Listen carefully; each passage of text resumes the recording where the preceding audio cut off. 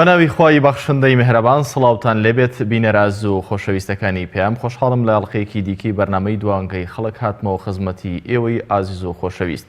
بەڕێزان دەمەوێت لەم ئەڵقەیەشدا ئێوەی خۆشەویست بدوێنم سەبارەت بە پرۆسەی هەڵبژاردنەکانی ئەم جاری هەرێمی کوردستان و کاندیدەکانی کۆمەڵی ئیسلامی بۆ ئەم هەڵبژاردنە کە کۆمەڵی ئیسلامی کاندیدی کردوون بۆی کە ئێوە دەنگی خۆتانی پێ بدەن و متمانیان پێ ببەخشن. پرسیاری ئەمڕۆمان و بابەتی ئەمڕۆمان بۆچی دەنگ بە کاندیدەکانی لیستی ١٩٤ کۆمەڵی ئیسلامی دەدەیت. دیارە هەر قەوارێکی سیاسی کە بەشداری لە پرۆسەی هەڵبژاردنەکانی ئەم جاری هەرێمی کوردستاندا دەکات کۆمەڵێک کاندیدی دیاری کردووە. هەندێک لە قەوارە سیاسیەکان زیاتر لە 40 و تاوەکو 50 کاندیدی بۆ هەڵبژاردنەکانی ئەم جارەی هەرێمی کوردستان کاندید کردووە بۆ پێی کە کێبڕکە دەکەن لەسەر بردنەوەی 100 کورسی پەرلەمانی کوردستان و 11 کورسیەکەی دیکەی پەرلەمانی کوردستان هی کەمەنەتەوەکان و ئاینەکانی دیکەی هەرێمی کوردستانە. بۆیە هەر لایەنێکی سیاسی هەر قەوارەیەکی سیاسی کە پێویستە بەشداری لە پرۆسەکەی هەڵبژاردندا بکات پێویستە بەلانی کەمەوە 50 کاندید بۆ پرۆسەی هەڵبژاردنەکان کاندید بکات و ئامادەی کرده بێت. بەڵام هەندێک لە لایەنە سیاسیەکان ئەمان پوخت کردوتەوە کەمتر لەم ڕێژەیان کاندید کردووە. کۆمەڵی ئیسلامیش لەم چوارچێوە و ڕێکارانەی کە کۆمیسیۆنی باڵای سەربەخۆی هەڵبژاردنەکان دایناون بۆ قەوارە سیاسیەکان کۆمەڵێک کاندیدی ئامادە کردووە کە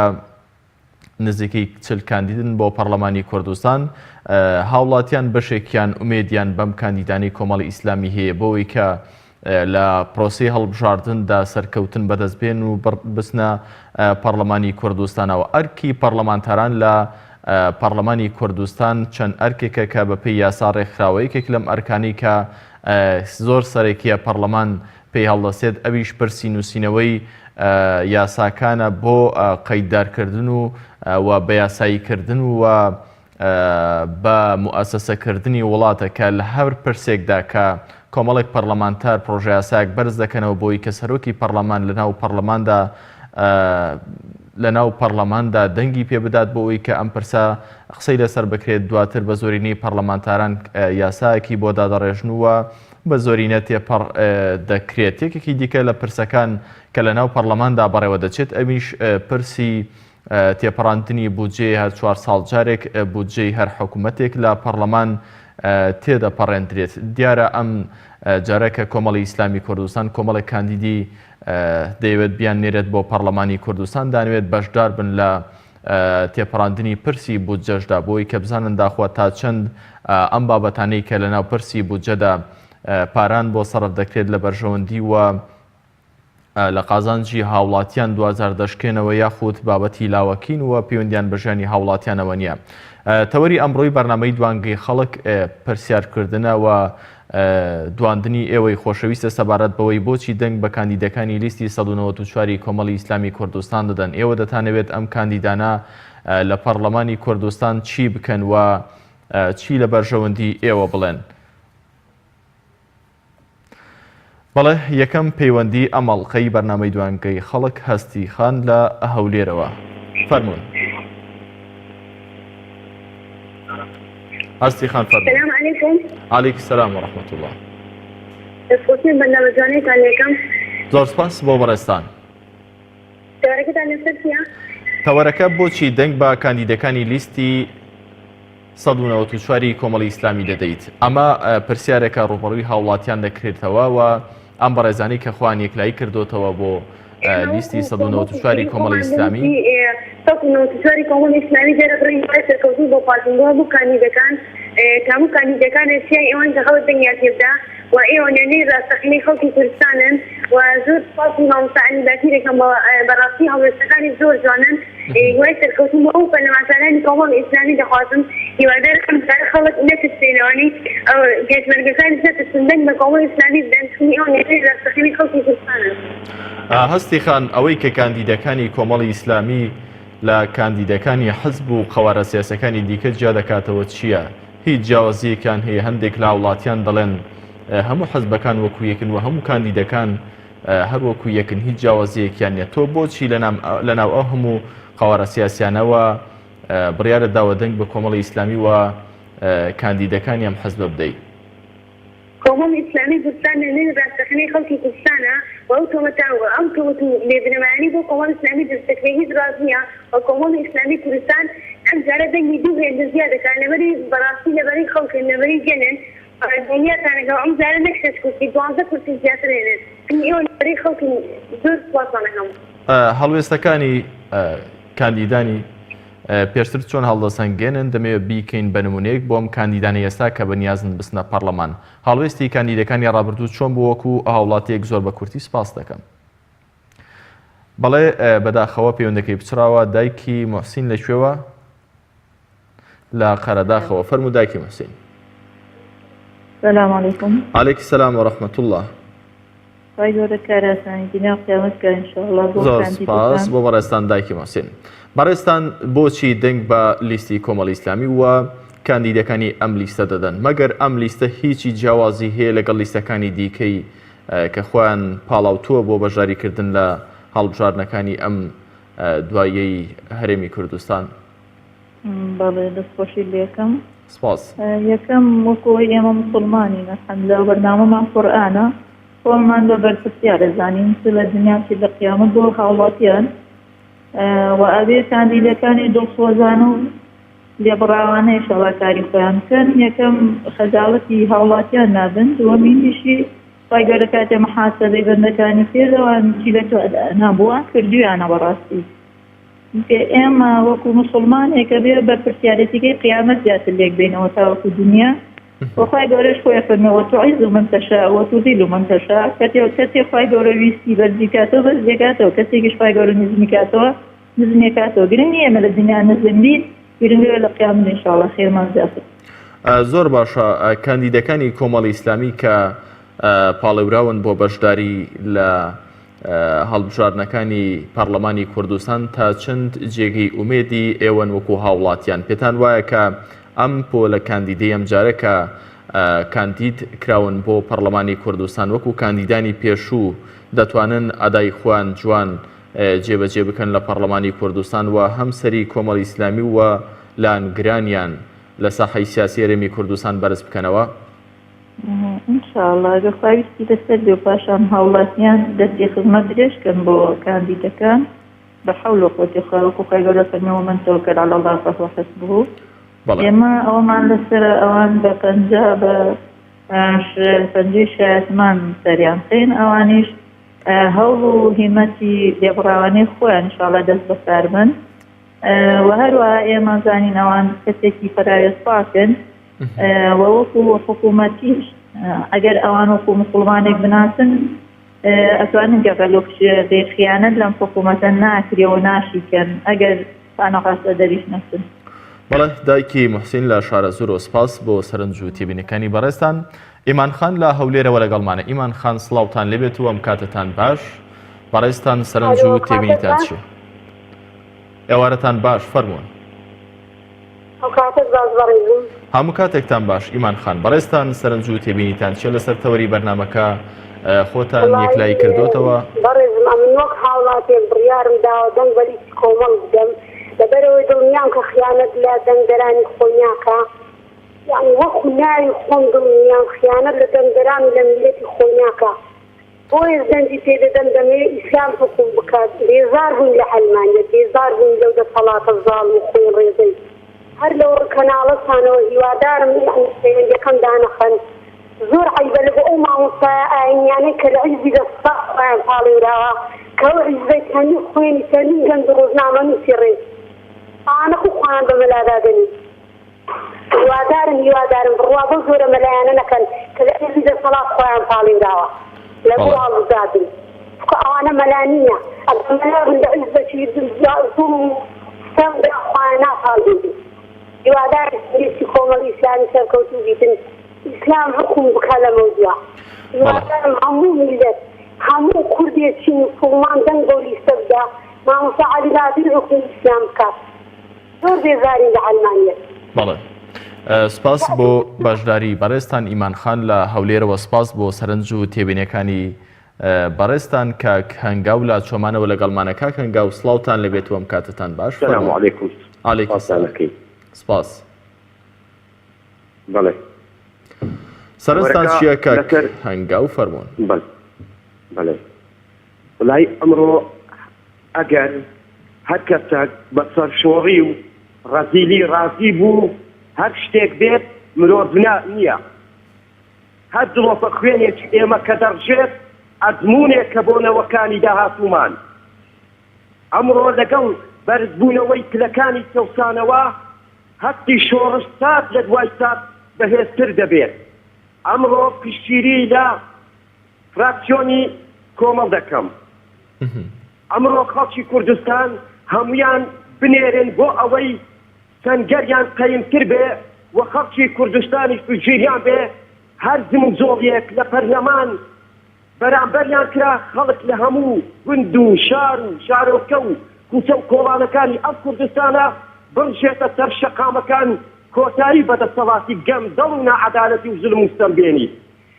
ژیانمان 27 ساڵە لە دۆزەخ و ئاگردایە. ئەمڕۆ ژیانی خۆ پێ ناسووڕێ. ئەمڕۆ ناتوانم یارەکی تۆز و باش بکڕم 5,000 بتەم شوێنێک بکەم ئەوانش کۆنیکایەکان دەسوڕێنەوە دەنگمان پێ بدەن. ئەوە یەک. سواری تیارە دەبن بۆ چارەسەری نەخۆشی بۆ وڵاتە پێشکەوتوەکان دەسوڕێنەوە بە دەفتەر دۆلاران. منیش منداڵەکانم مەسرەفی زانکۆکان پێ ناکرێ. ئەمڕۆ لە ئاخر هێڵی هەژاری داینکار لەوەی هەستیارتر نییە ئەوەی بەسەر شۆڕی و ڕەزیلی ڕازی بێت هەر شتێک بێ مرۆڤ نییە. ئەمڕۆ کاتی کۆیلایەتی بەستە. بەڵێ سپاس بۆ سەرنج و تێبینیەکانی بەڕێستان کاک هەنگاو لە چۆمانەوە سپاس بۆ بەشداریتان کاک پەیڕە و لە سلێمانیەوە لەگەڵمانە کاک پەیڕە و سڵاوتان لێبێت وەم کاتتان باش. بەڕێستان سەرنجتان چییە لەسەر تەوەری بەرنامەکە فەرموون؟ هەموو کاتێکتان باش کاک پەیڕە. بەڕاستی ئێمە دەنگمان بۆ کۆمەڵی ئیسلامی و هەروە هیوادارین شەرکەوتوو.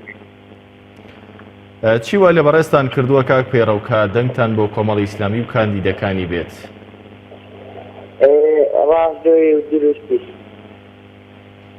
بەڵێ ئەوان تا چەند ڕازگۆ بوون لە خولەکانی ڕابردووی پەرلەمانی کوردستان لەگەڵ دەنگدەرانیان ئەم بەڵێنانەی لە کاتی بانگەشەکان پێشتردا بوویان تا چەند لە ئەرزی واقعدا لە پەرلەمان و لە حکوومەتداری کاندیدەکانی کۆمەڵی ئیسلامی پراکتیزی ئەم بەڵێنیان کردووە؟ بەڕاستی هەموو بەڵێنە نابێتە سەر بەڵام زۆربەی بەڵێنەکانیان بردوۆتە سەر بەسەڵات. بەڵێ سپاس بۆ کاک پەیڕە و لە سلێمانیەوە سپاس بۆ سەرنج و تێبینیەکانی بەڕێستان. بەڕێستان وەک پێشتر ئاماژەم پێکرد کە هەر قوارەیەکی سیاسی کۆمەڵێک کاندیدی بەربژێر کردووە هەڵبژاردووە پاڵاوتووە بۆی کە لە بیکە بە نوێنەری خۆی لە پەرلەمانی کوردستان و لە پرسە یاساییەکاندا بەشداریان پێ بکات لە ناوخودی پەرلەمانی کوردستاندا و هەر حەزب بوو لایەنێکی سیاسیش بە گوێرەی بەدەستهێنانی دەنگی خۆی بە گوێرەی ئەو ئیستحقاقاتانەی کە لە دەنگداندا بەدەستی هێناوە دەتوانرێت بەم حەجمە بە حەزمی دەنگەکانی پشکی هەبێت لە ناو حکوومەتی داهاتووی هەرێمی کوردستاندا. بۆ نمونە ئەگەر بێت و کۆمەڵی ئیسلامی کوردستان ڕێژەی کورسەکانی دوو ئەوەندەی ئێستا بکرێت ئەو دام و دەستگانەی کە لە 4 ساڵی ڕابردوودا لە بەردەستی بوون و لە 4 ساڵی داهاتوودا دام و دەستگاکان دوو ئەوەندە دەبن. بەڵێ شەمە لەگەڵە؟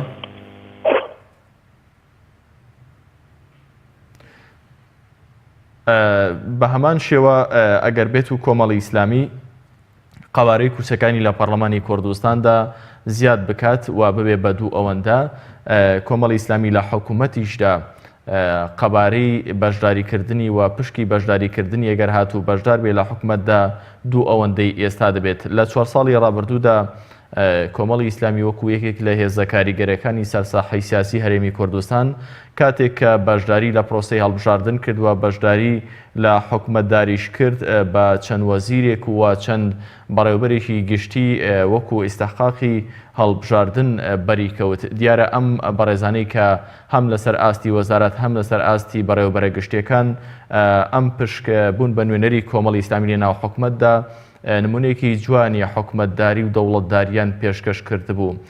بۆیە ئەمانە لە 4 ساڵی ڕابردوودا ببوون بە نمونەیەکی جوان بۆ هاوڵاتیانی هەرێمی کوردستان و بەشێک لە هاوڵاتیان لەسەر ئەم بنچینە جێدەستی کۆمەڵی ئیسلامیان بینیوە لە حکومەتداریدا، بۆیە بڕیاریان داوە لەم هەڵبژاردنەشدا جارێکی دیکە دەنگ بە کاندیدەکانی کۆمەڵی ئیسلامی بدەن. باڵێ کێمان لەگەڵە؟ سۆنیا خان لە سلێمانیەوە لەگەڵمانە. سۆنیا خان سڵاوتان لێبێت، فەرمۆن. زۆر سپاس. خوازم ئێمە وەکو دەنگدەری نوێ لە کوردستان ئەمریکم جار لە شاریکەم دەنگەدەم بە کۆمەڵی ئیسلامی کوردستان فکرەکان ئێوە نوێنەی ڕاستەقینەی خەڵکی کوردستانە بۆ دەستخۆشی لە ئەللا پەرلەمان سۆران عومەری سەرەی سوشکەیی و ئەم پەرلەمانتارە بەڕێزانەکەتان زۆر بەڕێزن و ئێمە دەنگمان بە کۆمەڵی ئیسلامیە. سۆنیا خان، چی وای لە ئێوە کردووە وەکو گەنجێک دەنگ بە کاندیدەکانی کۆمەڵی ئیسلامی بدەن؟ بۆچی جیاوازیەک دەبینن ئێوە لە نێوان کاندیدەکانی کۆمەڵی ئیسلامی و کاندیدی هێز و لانە سیاسیەکانی دیکە؟ ئێوە ڕوبەڕێی دوو دەسەڵاتی داڵ مستەمکار بوونەتەوە بۆ ئێمە سەرگیری خۆمان بۆ کۆمەڵ دەرەبڕین و لە ڕقی دوازدەی ئایر کە دەنگی کۆمەڵ ئیسلامیان ئێمەم جارە دەنگ بە کۆمەڵ ئیسلامی بدەین. تا چەند کاندیدەکانی خولەکانی ڕابردووی کۆمەڵی ئیسلامی ڕازگۆ بوون لەگەڵ ئەو بەڵێنانەی کە لە کاتی هەڵبژاردنەکاندا بە ئێوەی هەوادارانی کۆمەڵی ئیسلامیان داوە؟ کۆمەڵ هەر شتێکی گوتوی هەمووی ڕاستە و نێرەی ڕاستەقینەی خەڵکی کوردستانە و ئێمە 100% لە کۆمەڵی ئیسلامی کوردستان ڕازین. و کۆمەڵی ئیسلامی کوردستان ئەم تەزویر و ساختەکاری نەبایە دەنگی دوو هێندە زیادێک کرد و دڵنیازم ئێوە ئەم دەنگانە دەنگتان دوو هێندە زیادەکە و ئێوە نێرەی ڕاستەقینەی خەڵکی کوردستانن. ئێمە زۆر سپاسمان دەکەین وای سەرکەوتنا بۆ خوازین بە تایبەت مامۆستاعین دەکەین. بەڵێ پێتان وایە کە ئەم خولەی پەرلەمانی کوردستان ئەم کۆمەڵە کاندیدەی کە کۆمەڵی ئیسلامی کاندیدی کردوون دەتوانن سەرکەوتوو بن وەکو کاندیدەکانی خولەکانی ڕابردوو کەسانی شایستە و لێهاتووی کاندید کردووە کۆمەڵی ئیسلامی؟ کاندیدەکانی کۆمەڵ ئیسلامی هەمووی پێی متمانە و باوەڕپێکراون و هەمویان ئاسی شارەزان لە پەرلەمانە و یعنی وای سەرکەوتنی بۆ یەک بێتیان لەخوازی ڕۆژی ئەلین ئەڕۆنە سەر سلوکی دەنگیانە دەنگ دەدەین بە کاندیدانی کۆمەڵی ئیسلامی و ئێوە سەربەرزی دنیا و قیامەتن چونی هەردینی ئیسلامیشتان گرتووە و هەمیش دنیا تشتان لەزاوم بستانکار کردووە. زۆر سپاس. سپاس بۆ بەشداری بەڕێزتان سۆنیا خان لە سلێمانیەوە. سپاس بۆ سەرنج و تێبینیەکانی بەڕێزتان. بەڕێزان، هۆک پێشتر ئاماژەم پێکرد بە ئەندازەی بەدەستهێنانی ژمارەی کورسیەکان لە پەرلەمانی کوردستان هەر حەزبێک ڕێژەی بەدەستهێنانی کورسیەکانی زیاتر بێت، پشکی زیاتریشی لە کاتی پێکەنانی حکوومەتدا لە کاتی دانوستانەکان بەردەکەوێت. کۆمەڵی ئیسلامی لە 4 ساڵی ڕابردوودا یەکێک لە نمونە بەرچاوەکان ئەوە بوو کە وەزارەتێکی بەرکەوت ئەویش بەناوی وەزارەتی کشت و کاڵ بەپێی ئەودا تاو سەرژمێریانەوە بەپێی ئەم بەدوادەچوونانەی کە پێشتر کرابوو ئەم وەزارەتە لە ناو ڕیزبەندی خراپترین وەزارەتەکانی هەرێمی کوردستاندا بوو لە خولەکانی ڕابردووی پەرلەمانی کوردستان یا لە خولەکانی ڕابردووی کابینەکانی حکوومەتی هەرێمی کوردستان. بەڵام لە 4 ساڵی ڕابردوودا ئەم وەزارەتە بەو پێی کە بەر کۆمەڵی ئیسلامی کەوتووە بەروەزیرێکی کۆمەڵی ئیسلامی وەزیرێکی خۆی کاندید کرد، کەسێکی کاندید کرد بۆ ئەم پۆستە زۆر سەرکەوتوو بوو تایدا. بۆی ئەمە دەنگدانەوە و کاردانەوەیەکی بەرچاوی لەسەر ئاستی هەموو هەرێمی کوردستاندا هەبوو. ئەمانە وای کردووە کە بەشێک لە وڵاتیان سەرڕای ئەوەی کە هێزی دەسەڵات لە هەڵبژاردنەکانی 12ی 5 پەرلەمانی عێراقدا بەشێکی زۆری خەڵکیان بێهیوا کردووە، بەڵام جێدەستی کاندیدانی کۆمەڵی ئیسلامی لە حکوومەت و لە پەرلەماندا وای کردووە کە ئەم بێهیوایی کە هێزە دەسەڵاتدارەکان دانەوێت لە کاتی هەڵبژاردنەکاندا دروستی بکەن لە ناو خەڵکدا بڕەوێنێتەوە. ئەمە وای کردووە کە هاوڵاتیان هێشتا ئومێدێکیان هەر هەبێ، هێشتا چرایەک وە ڕۆشناییەک ببینن بەوەی کە ئایندەی خۆیان و ماڵ و منداڵیانی پێ ڕووناک بکەنەوە. ئەمانە وای کردووە کە هاوڵاتیان هێشتا ئومێدێکیان هەبێ کە کەسانێک ماون ڕاست دەکەن لەگەڵ خەڵک. خەندەخان لە پێنجوێنەوە لەگەڵمانە فەرموو خەندەخان. ئەم کاتە باش بەڕێزم. کاتێکتان باش خەندەخان. دەستخۆشی بەرنامەکە لە یەکەم.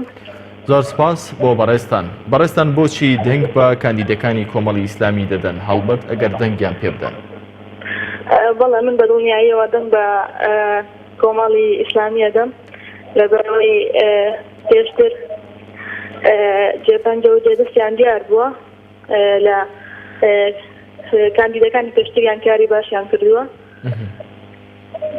و خزمەتی زۆریان کردووە و هەم خزمەتی ئیسلامیان کردووە لە ڕێگەی یعنی لە ڕێگەی پەرلەمانەوە لە ڕێگەی بەرنامەکانی تریانەوە ئەوە هەمیش جێپەنجەیان دیارەکان وەکو هەوڵاتیەک خەندەخان پێتان وایە ئەگەر بێت و ژماری کاندیدەکانی کۆمەڵی ئیسلامی لە پەرلەمانی کوردستان ببێت بە دوو ئەوەندەی ئێستا کە ئێستا لەم خولەی کە بەردەوامە 6 کاندیدی هەیە و 6 پەرلەمانتاری هەیە ئەگەر ببێ بە 12 پەرلەمانتاریا خۆت زیاتر کۆمەڵی ئیسلامی لە ڕێگەی ئەم کاندیدانەوە لە پەرلەمانی کوردستان دەتوانێت خزمەتی هاوڵاتیانی بکات لە ڕێگەی ئەو یاسانەی کە فراکسیۆنەکەی ئامادەی دەکات یاخود لەناو حکومەتدا ئەگەر پشتی زیاتری پێ ببڕێت ئایا دەتوانێت خزمەتی زیاتری هاوڵاتیان بکات؟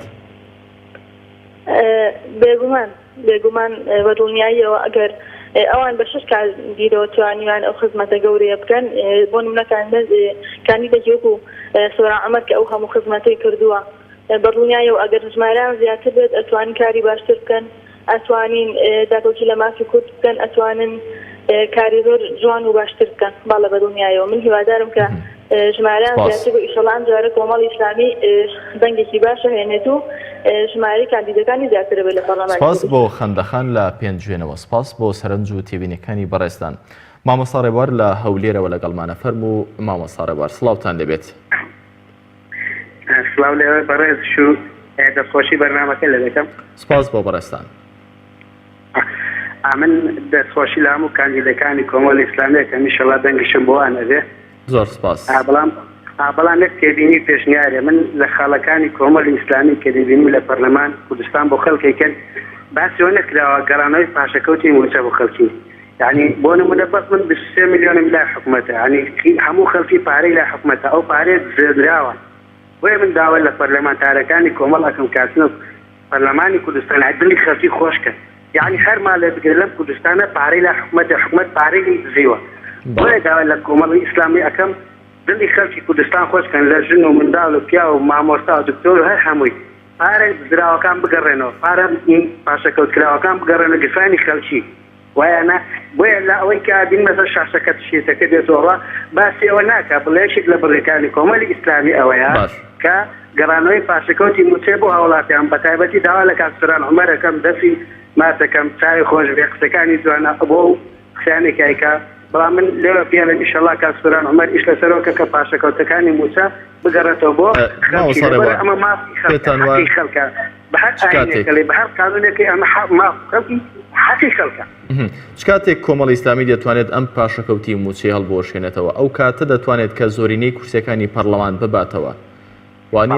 ئینجا من وەڵامێکی وەردەمەوە کۆمەڵی ئیسلامی ئەگە بێ کورسیەوە دە کورسیوێ ڕاستە سۆتی پێدەن ئینشاءڵڵا کورسەکانی کۆمەڵی ئیسلامی زیاد دەکا بەڵام بە دوو کورسیش بێ کۆمەڵی ئیسلامی بۆ 6 کورسی بێکە لە پەرلەمانێتی ئەتوانێت دەنگی بەرز کاتەوە ئەتوانێت قسە بکە یعنی ئەتوانێت بۆ نمونە 6 کورسیە ئەتوانێت 4 کورسی دیکە ڕازی بکات ئەتوانێت یعنی پرۆژەی یاسا پێشکەشکە یعنی واز بەو بەرنامەیە نێنێ برای ئێمە بڵێن دەستخۆش بۆ کۆمەڵی ئیسلامی کە ئەوەی پێشکەش ئیشەکان بزانە دەستخۆشتان لێکەم بەڕاستی ئێوەکو پارتوێشێتی نین بەڕاستی پارتوێشێتی دزن زەدەن بەڕاستی مافیان خاک فرۆشن نەوت فرۆشن فرۆشن هەموو لا هەولێرەوە سپاس بۆ سەرنج و تێبینەکانت.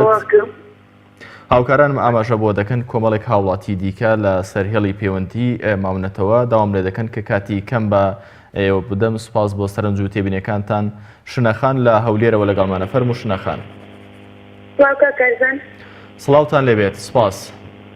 دەستخۆشیتان لەکەم یۆی سەرکەوتدان بۆ خوازم زۆر سپاس بۆ بەڕێزتان لەسەر تەوارەکەشتان پشتگیری خۆمان بۆ لیستی بۆ پشتگیری خۆمان بۆ لیستی کۆمەڵی ئیسلامی کوردستان دەربڕین یۆی سەرکەوتی بۆ مستانیەکانیان دەخوازم بە داواکارم لە پەرلەمان یەکەم ئیشیان ئەو بێ موچەدراوەکانمان بگەڕێنەوە بۆ پارێزراوەکان لە باخستانی سویسرا بگەڕێنەوە بۆ کوردستان میدەن بە فەقیر و هەژاران.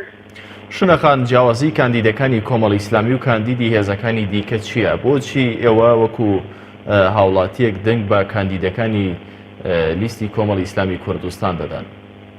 لبري كانديداني كومالي إسلامي كردستان فضل صار زي مسمانة تكراون وإيوه يعني راسخني خلقي كردستان ودعوت عنيكم بعض لأولاد السيبكن وبعمدوني مع طالباتي لە ماوەی 4 ساڵی ڕابردوودا کۆمەڵی ئیسلامی بە 6 کورسی لە پەرلەمانی کوردستان بەشداری کردووە هێز وڵانە سیاسەکانی دیکەش کورسەیەکی زۆریان لە پەرلەمان هەبووە بەڵام کاندیدانی کامێک لەلایەنەکان زیاتر لەبەری خەڵک دابوون لە پەرلەمانەوە داکۆکیان لە باف و ئیمتیازاتەکانی هاوڵاتیان کردووە ناسراو خەڵکی بەسوای ئەم میلەتەن وداوا لە کۆمەڵی ئیسلامی کوردستانەکەم تشکیل لە خەڵک کات و دژی زاوم مستەمکارە بۆ دەغەتی ئەو دوو حیزب دەسوازدارە کەدەنگەکانی ئێوەیان بردووە وەلایان خۆش نەبن هیواداری ئەم جارە خەڵک بن بە ئێوەدا بۆ ئەوەی زۆرینەی پەرلەمانی تێگین و ئەقەن نابۆکردنەوە.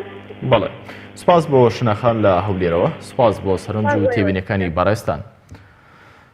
بەڕێزان بە هەمان شێوە ئەگەر بێت و کۆمەڵی ئیسلامی ڕێژەیەکی باشتر لە جاران کورسی پەرلەمان بباتەوە ڕێژەیەکی زۆرتری لە حکوومەت بەردەکەوێت وە ئەم خزمەتانەی کە لە 4 ساڵی ڕابردوودا کردوونی لە 4 ساڵی ئایندەدا دەتوانێت لە ڕێگەی ئەم کاندیدە نوێیانەی کە کاندیدیان دەکات بۆ بەشداریکردن لە حکوومەتدا خزمەتەکان زیاتر بنوە هاوڵاتیان ڕاستەوخۆ سوود و قازانجی زیاتر لە بەشداری کۆمەڵی ئیسلامی لە حکوومەتداریدا ببینین. بۆیە لە ئێستادا چەقی ململانەکان ئێستایە کاتی هەڵبشاردنەکانە ئەو کاتەی کە ئەم کێکەی کە پێی دەوترێت کێکی حکوومەتداری دابەش دەکرێت بزانین داخوا کامێک لەلایەنە سیاسیەکان و کاندیدی کامێک لەلایەنە سیاسیەکان زیاتر خزمەت دەکەن ئێستایە کەدا بەش دەکرێت. بەڵێ فێنێخان لە تەکیەوە لەگەڵمانە. فێنێخان سڵاوتان لێبێت و ئەم کاتتان باش.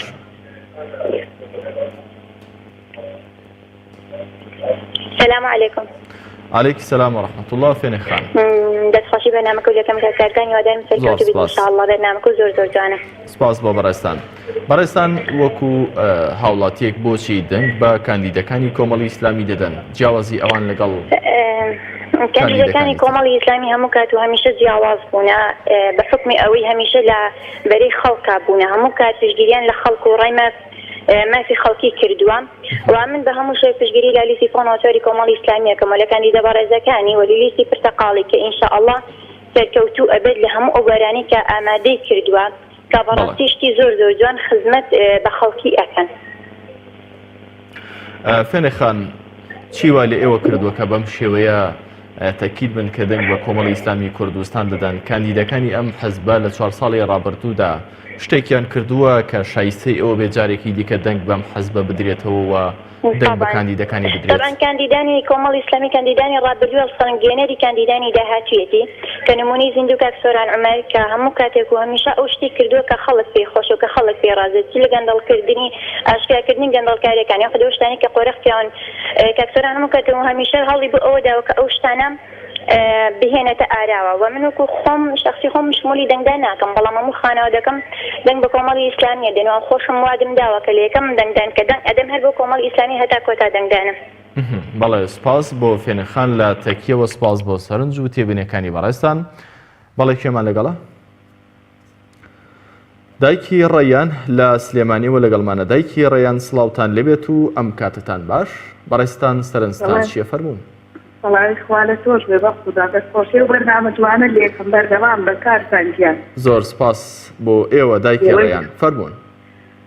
لە شوفاق دەخوا وڵی داواکەم دینی ئیسلام سەرکەوێ ئەلیان دینیشیان گرتووە کە هیچ سەحابەتانە ئەمە قورئان پێڕەوەکەن داواکەم لەو خوا سەرکەون و ما بۆ ئەو خەڵکم گێرمە ئەو خەڵکە گەلێ زەلیلە گەلێ داماوە سەر بۆ حەچیە بانیە هەڵپارەی نەوتی پێ نییە وەڵڵا ئاو نییە کارەبان نییە داواکەم کۆمەڵی ئیسلامی سەرکەوێ و ئەمانە بۆ ئەو خەڵکە بگێڕێتەوە.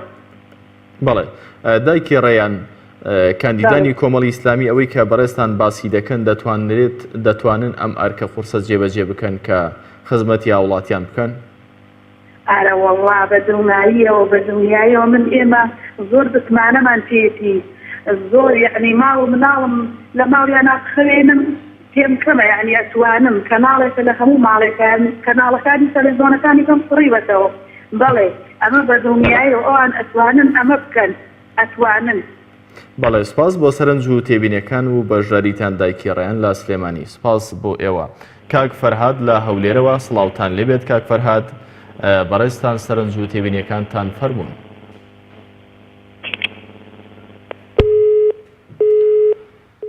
کاک فەرهاد لە هەولێرەوە وا پێدەچێت کە پەیوەندەکەی پچرا بێت. بەڕێزان ئەمانەی کە بینیتان بەشێک بوون لە پەیوەندی ئەو هاوڵاتیانەی کە وەقسەی ئەوان وە سەرنج و تێبینی ئەوان لەسەر بەشداریکردنیە ناڵبژاردنەکانی داهاتووی هەرێمی کوردستان بەشێکیان تەنها یەک شت سەرنجی ڕاکێشاون کە دەنگ بە لیستی کۆمەڵی ئیسلامی و کاندیدەکانی ئەم حەزبە بدەن.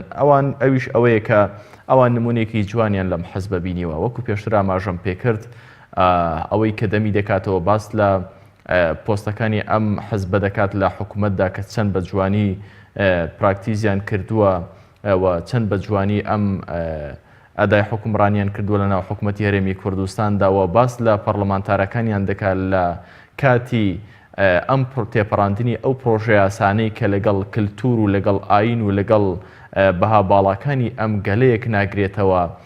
ئەم کاندیدانەی ئەم حەزبە لە ناو پەرلەمانی کوردستان ئەگەر چی ژمارەشان کەم بوو بێت دلێرانە هەڵساونەتە سەر پێ و دەنگیان پێنەدا و وەڕازی نەبوون کە پرۆژە بڕیارێک لە پەرلەمانی کوردستان تێبپەڕێندرێت کە وەکو پێشتر ئاماژەم پێکرد لەگەڵ ئاین و لەگەڵ کلتور و لەگەڵ بەها باڵەکانی کۆمەڵگەی کوردیدا یەکنێتەوە. گرنگترین یاسا کە لە 4 ساڵی ڕابردوودا مشتومڕێکی زۆری لەسەر لێکەوتەوە لە ناو پەرلەمانی کوردستان پرۆژە یاسای جێندەر بوو کە دەنگێکی زۆری لێ بەرزبەوە. زۆرینەی پەرلەمانتارانی هێز و لانە سیاسەکانی دیکە جگە لە چەند هێزێکی ئیسلامی و پەرلەمانتارەکانی کۆمەڵی ئیسلامی لە ناویاندا دەنگێکی دلێریان بەرز کردەوە ڕازی نەبوون بە تێپەڕاندنی ئەم پرۆژە یاسانە. بۆیە کاندیدانی کۆمەڵی ئیسلامی بەم باگڕاوەندەوە دانەوێت بستە ناو پەرلەمانی کوردستان و بەشداری لە پەرلەمان و حکوومەتی داهاتوودا بکەن. ئەمە بوو ئەم ئەڵقەی بەرنامەی دوانگەی خەڵک تا بەیگەیشتنەوە لە سبەی کاتژمێر 4 سەر لە ئێوارەوە لە تەوەرێکی دیکەدا. هەموو لاکتان بەخوای میهرەبان دەسپێرم. کاتێکی خۆش، کوردستانێکی ئاوەدان، شادی بۆ هەموو کوردێک. خواتان لەگەڵ.